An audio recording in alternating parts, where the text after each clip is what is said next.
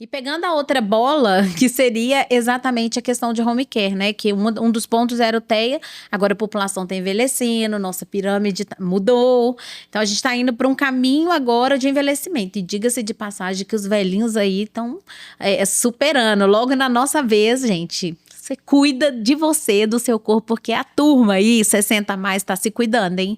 O que a gente está observando mais é esse movimento de vida saudável, né? A gente vem enxergando isso, embora nos indicadores que a gente enxerga, a taxa de obesidade no Brasil muito alta, aumentou muito a taxa de tabagistas também, né? Assusta muito. Então, a partir daí vem doenças crônicas, né? Então, pensando em home care, que é um modelo de auditoria também, nossa pauta aqui é auditoria, para a gente não fugir do tema, como é que você está vendo no mercado?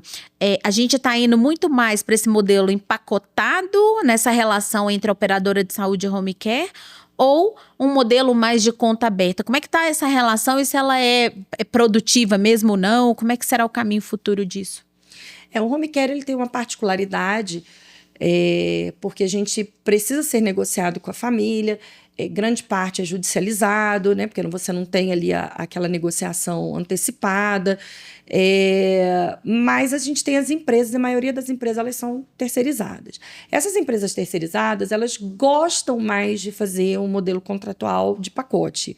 Até porque fica mais fácil na hora de faturar, para a operadora também não é ruim, que fica mais você fácil na hora de pagar. Você tira a auditoria da conta do processo ou tira um custo administrativo? Você faz uma auditoria pré, né, para avaliar ali o nível do paciente, de dependência do paciente, para você ver qual que é o pacote que você vai fechar. E, basicamente, você vai lá fazendo umas auditorias clínicas periódicas para você ver se essa condição do paciente melhorou ou piorou. Para ver desfecho e qualidade. Isso, para ver desfecho e qualidade e qual pacote que eu vou pagar. O grande problema do pacote, a ANS já dizia lá atrás, é que a gente tem que ter muito cuidado para esse pacote não virar um embrulho. Boa. Né? Esse pacote, muitas vezes, ele vira embrulho. E o que é esse embrulho? É o CADIM.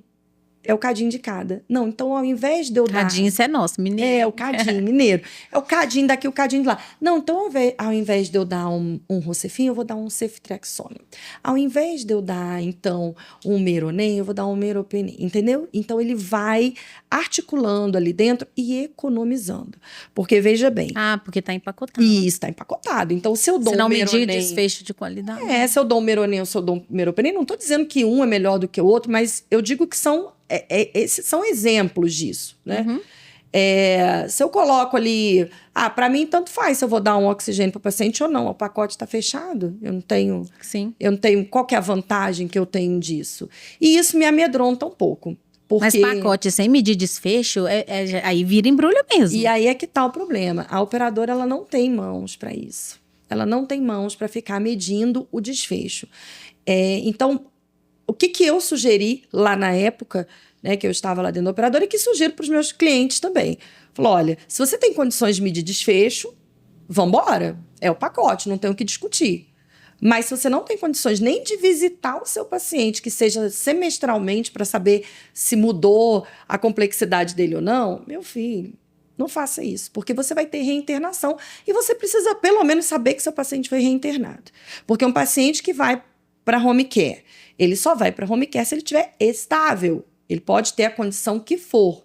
Né? Ele pode estar ali no VM, ele pode estar no oxigênio, ele pode estar sem oxigênio, mas ele está estável. O que a gente espera desse home care é que ele segure esse paciente e que realmente interne, ou se for por alguma coisa, você tem que mostrar. Olha, por que ele internou?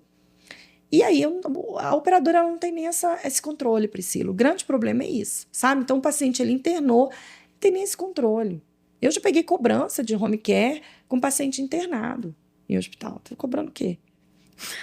Aí é muita cara de pau. Tava cobrando a conta inteira.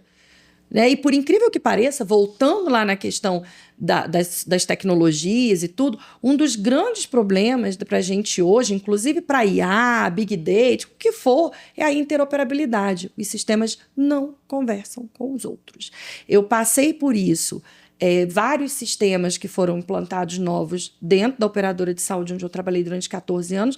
Passei por isso dentro da Secretaria Municipal de Saúde, enquanto diretora do Complexo de Regulação do município de Goiânia. A gente estava mudando o sistema. é a hora que a gente pensa, né? Deus, o que o Senhor quer de mim? Né? Porque eu peguei várias mudanças de sistema na Unimed, várias mudanças de sistema lá na Secretaria de Saúde, e elas não conversam, Priscila. Eles não conversam. Então, você fica aí, mais uma vez, com um cadinho. Aí, você quer puxar um relatório, você tem que entrar num sistema, puxa, na famosa ferramenta russa, Excel. Né? Aí, você gera lá o Excel, aí você junta com outro, junta com outro, na hora... Claro que aí isso foge de todo o contexto tecnológico que a gente está falando, porque tem muita mão humana. Então, por quê? Por que tem que fazer isso? Porque um não conversa com o outro. Mas a falta de interoperabilidade, na minha visão, impedirá uma aceleração muito grande no Brasil para trabalhar com previsibilidade e a Big Data, né? O que tiver aí de inovação. Então, a gente depende muito da interoperabilidade. Existe na ANS, no Ministério da Saúde, um movimento aí, um projeto que a gente torce muito que dê certo, né? Porque se a gente tiver esse compartilhamento do dado, imagina a operadora de saúde, ela sabe que aquele paciente internou, por que ele internou, ela vai saber problemas de saúde que podem ser trabalhados previamente. Então, você consegue enxergar o contexto e até para o paciente, né? Olha, eu estou lá em Goiânia, lá com a Dani Perdigão, então meu prontuário está ali, né? Ou se eu precisar de consultar, o médico já conhece todo o meu contexto. Então, é uma evolução. Acho que se a gente for pensar num caminho de mudança, que vai mudar o sistema de saúde brasileiro, está pautado na interoperabilidade dos dados. Se a gente não avançar aí, eu acho que o que a gente vai ter de iniciativa vai ser muito inicial, para fazer a mudança que a gente precisa. E vai economizar, certamente, toda uma jornada de pacientes. Hoje, o maior desafio que eu vejo é a interoperabilidade. Eu apresentei uma palestra num evento sobre inteligência artificial, utilização de tecnologias, e eu coloquei isso.